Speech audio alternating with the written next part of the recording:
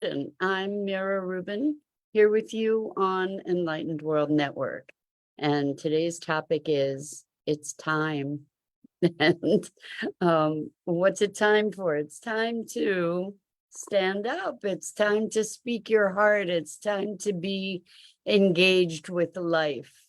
If not now, when? Right? It's time. Good morning, Rosalind. Welcome. Great to have you here with us this morning, and welcome to everybody else who's joining us. Today's topic is it's time. Now's the time. So before we get started, let's take a minute or two to get present. Let's take a deep breath in through your nose and hold it.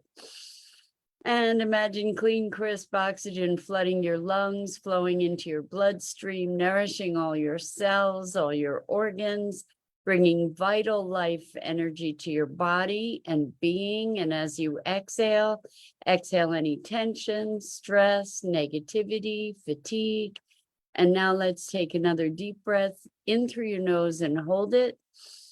This time, imagine brilliant, bright light lighting you up from the inside out, illuminating, electrifying, and energizing all your cells, all your molecules, all your electrons, creating a brilliant beam of light and energy from your heart out into the world. And as you exhale, exhale any remaining tension, stress, negativity, fatigue. And now let's press our palms together. Vigorously rub those hands together, feel all that energy, the friction, the temperature, the pressure. And when you stop rubbing them together, all that tickling and tingling, and allow all those sensations to bring you present right here, right now, into this remarkable physical form that enables you to experience life. Welcome, welcome, welcome. Good morning, Jenny. Welcome. Great to have you here with us this morning. So today we're talking about it's time. Now's the time. Now's the time to what? To be engaged with life, to stand up for what you believe in, to speak your mind, to create benefit in the world, to contribute to life. And why now? Well, because now is all there is, right? So let me think. I just saw a quote from the Dalai Lama that I'm probably going to misquote, but it was awesome. And that was, there are only 2 days that you can't do anything. There's only 2 days that you can't do anything to affect change. Yesterday and tomorrow, because all there is today. So today is the day. Today is the day that we get to do that thing we've been putting off. Today is the day we get to speak our heart to someone we love, that maybe there's been a lack of communication. Today's the day we get to celebrate. You know, it's so funny. So many of us have a resistance to celebrating. I just don't get it. Like if we celebrate, maybe we'll jinx it. You know, like, or if we celebrate, maybe we're being self-indulgent. Or if we celebrate, maybe we're being too egocentric. So Rosalind says, what about at your own pace? Yes, everything at our own pace, 100%. And there's no time like the present, right? So what's your pace to do or be engaged in a way that you've been waiting on? You know, like, well, I'll do that another time. I'll do that tomorrow. I'll do that when I can retire. You know, I'll do that. I'll wait for life to begin when all the circumstances meet my criteria. You know, excuse me, I swallowed wrong. So the question is, what are you waiting on? You know, we're often, so Rosalind says, I procrastinate all the time. Well, one of the things about procrastination is that oftentimes we call procrastination some or we name a behavior procrastination when often it is just simple avoidance, like I don't want to do that thing and I've put it on my to-do list. The truth is I don't really have to do that thing. I don't want to do that thing. And then we say we procrastinate when in fact we're just not enrolled. We're just not engaged. We don't want to, we're not gonna, you know, so let's name it what it is. It often isn't procrastination. It's a matter of allowing ourselves the freedom to reprioritize, right? Because sometimes we have these things on our list that we should do, but we have no investment in doing it at all. Take it off the list. Take it off the list. If you have no investment in doing it, take it off the list and free yourself from the stigma of having it there weighing you down. If you're, you know, if you're not committed to it, if you're not invested in it. Jenny says laundry. Well, there is a point at which you get to do the laundry, right? Or else you don't have anything to wear. So, you know, maybe we just allow these things to show up when they have to. You know, I have been collecting some laundry for a bit, and in the not distant future, I'm going to need to wash my clothes, you know, because then I won't, if I don't, I won't have anything to wear. So, you know, there are times when things become necessary, things make themselves a priority, right?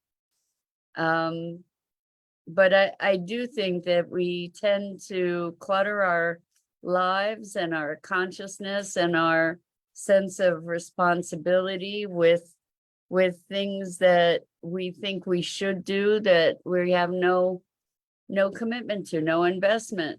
Yeah, Jenny says, yeah, when you're out of clean undies, that's the time to do laundry or wash some out in the sink, right? You can prolong it a little bit longer. Yeah, so I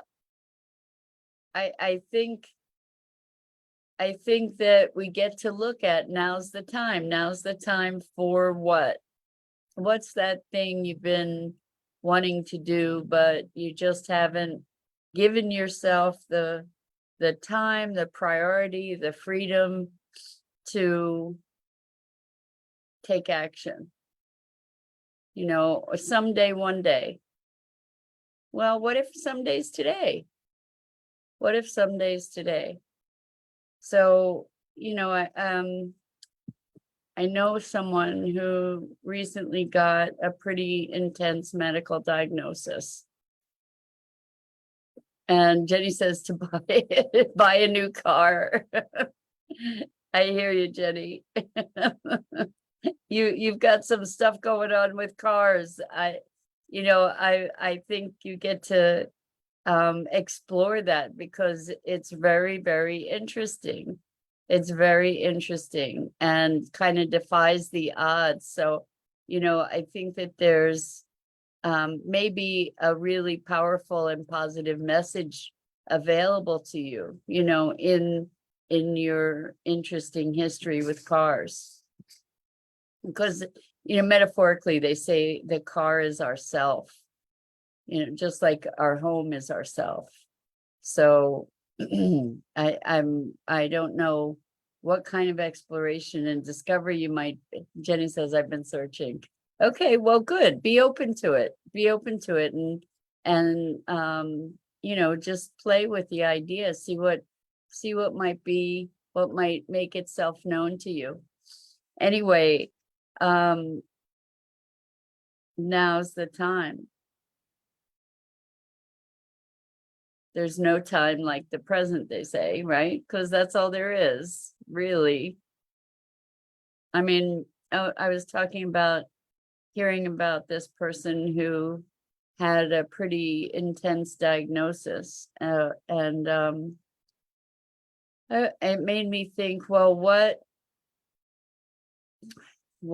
Jenny says, high mileage and high prices for cars. Yeah, the cars are at like all-time highs right now. It's crazy. Anyway, this person who got this diagnosis made me think, well, what would I do? What would I do differently? What would I give myself permission to do if I had a terminal diagnosis? And I think that this is worth any of us, all of us, looking at. You know, what would you change in your life if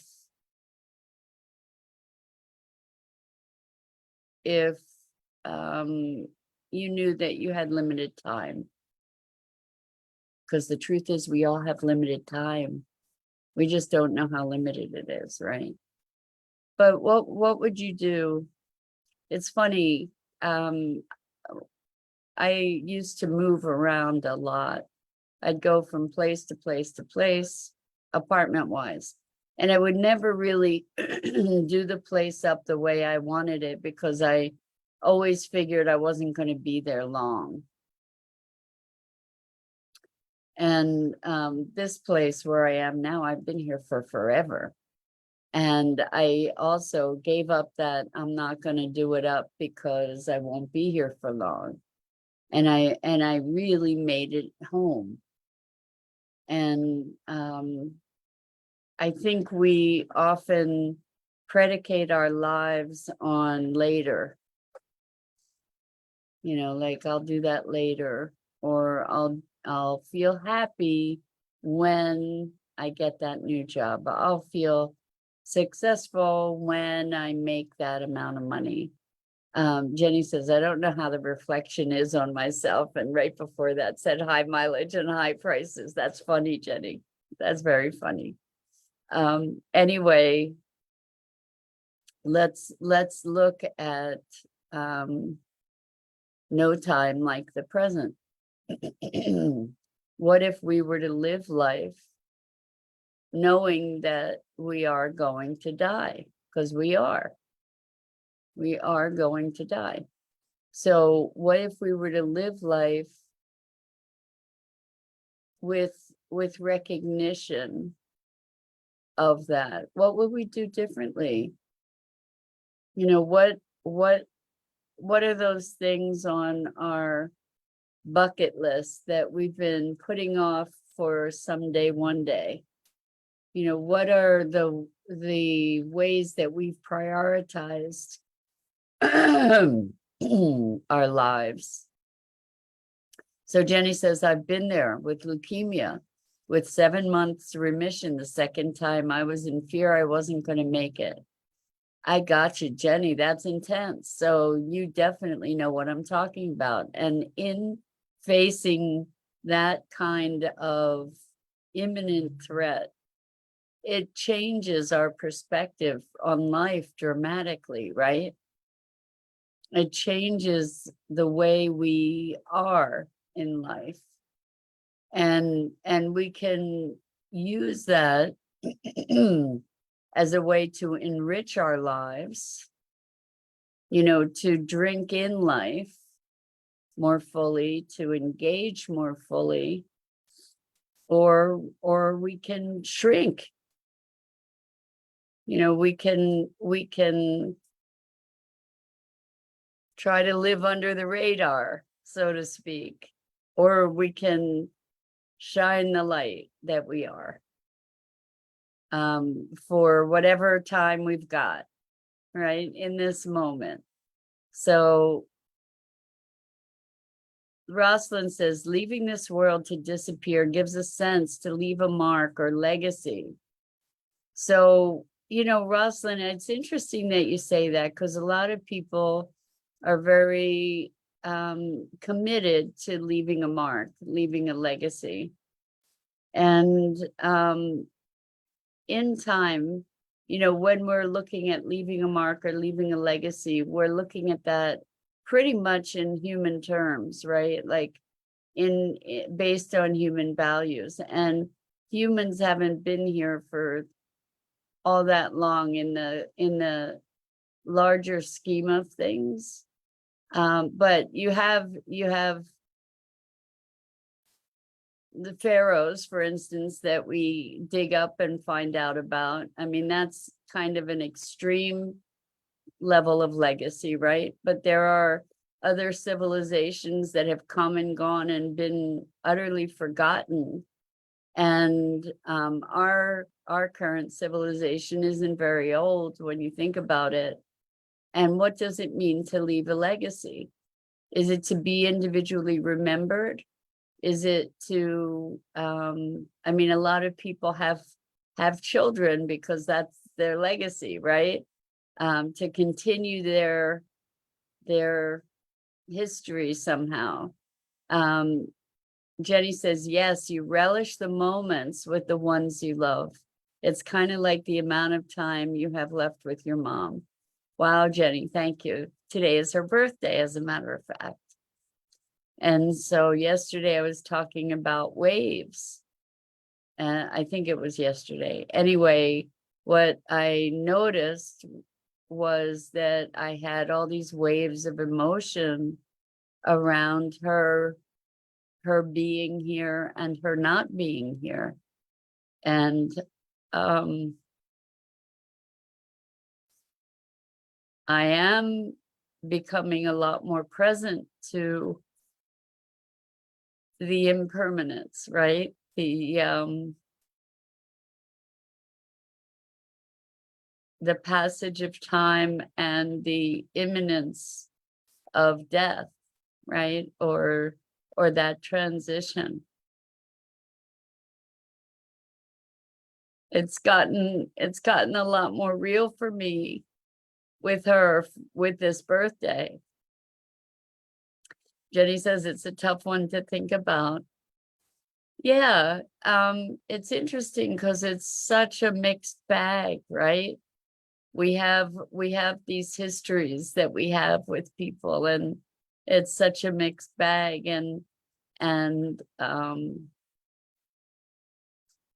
we have our ways of navigating these difficult spaces. It's often by being in denial in some way or another.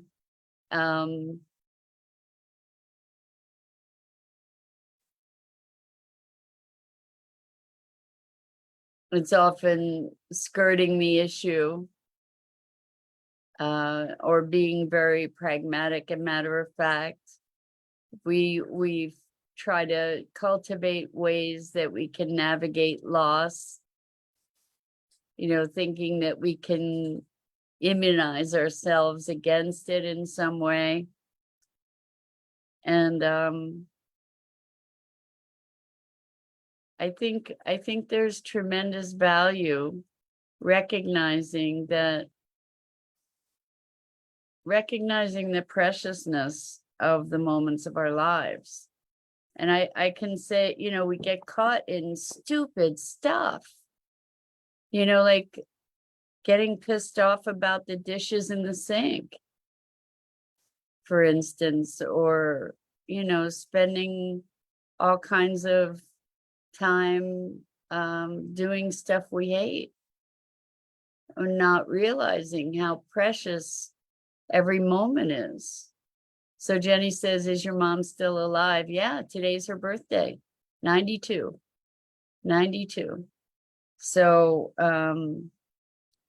I think I was talking about anticipatory loss or anticipatory grief, knowing that you have limited time with someone.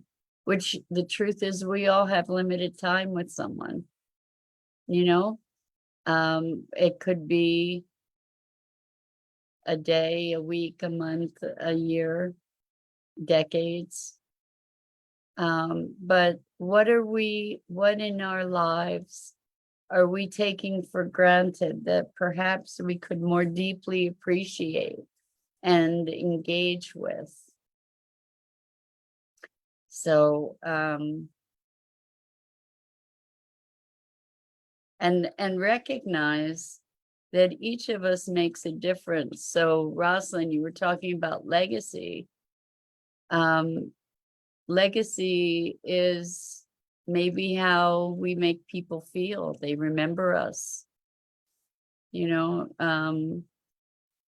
Even if we do grand things, you know, all the public figures that we remember, that's also fleeting. It's also fleeting, whether it's decades or centuries. It's not something that survives time, whatever the legacy, unless you know, unless we look at a bigger context where we created more love in the world and that got to propagate. You know, that's kind of an awesome legacy. It might not be one that other people recognize or identify you with. So Jenny says what you're remembered for. Right, but how long is memory? You know, I'm learning some interesting stuff. Did you know that in the late 30s or early 40s, there was a planned armed insurrection? There was a big plan to take over the government. Right now, Rachel Maddow is doing a new podcast called Ultra, and Rachel Maddow, if you don't know who she is a news commentator who is very insightful, definitely left-leaning and very insightful, whether you're left-leaning or not. And she's exposing that this cabal that was looking to take over the government engaged a lot of people that were in the government, and they were Nazi sympathizers, not just Nazi sympathizers, but they were collaborating with the Nazis. Apparently, there was a big movement in this country that was collaborating with the Nazis in the beginning of and during World War II. So, I mean, like, did we know that? Did we remember that? Not so much. You know, now it's being brought to light, but is it part of our history? You would think that would be kind of a legacy, right? I mean, you would think that we would remember that. You would think that we would know that. And it is currently happening now, Jenny, which is why she's doing this podcast, to say, guess what? It's not something new. You know, this kind of thing has happened before. Maybe we can take a lesson from it.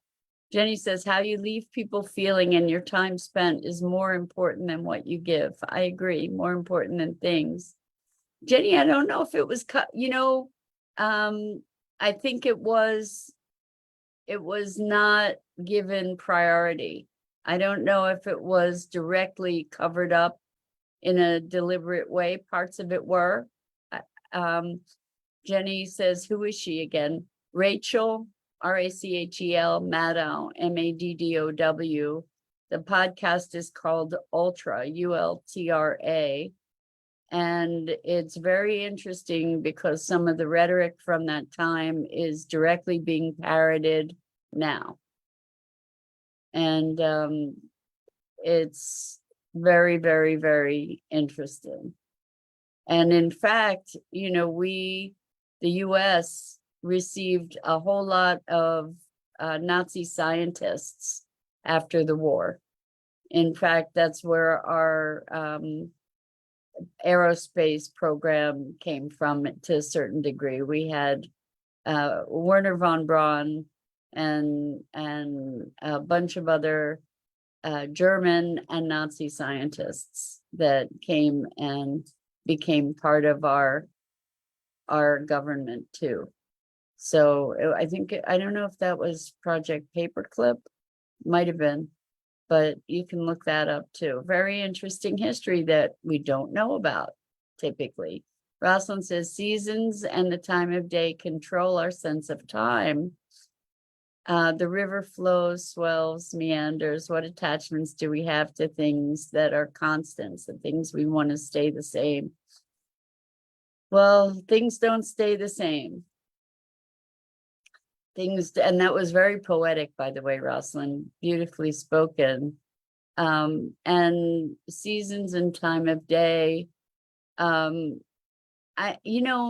The sense of time is so weird because I don't know about you, but I've had experiences where it feels like time just disappears and flies.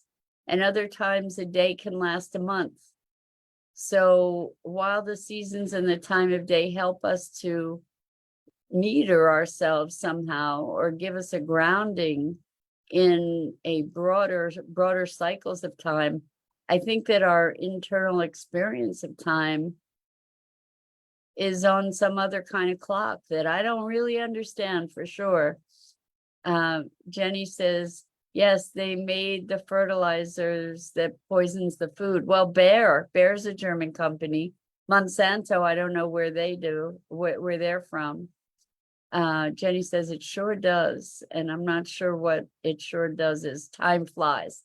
Time flies and time crawls, both at, very interesting. Like I can go through a day and a day feels like it can take forever and yet a year disappears.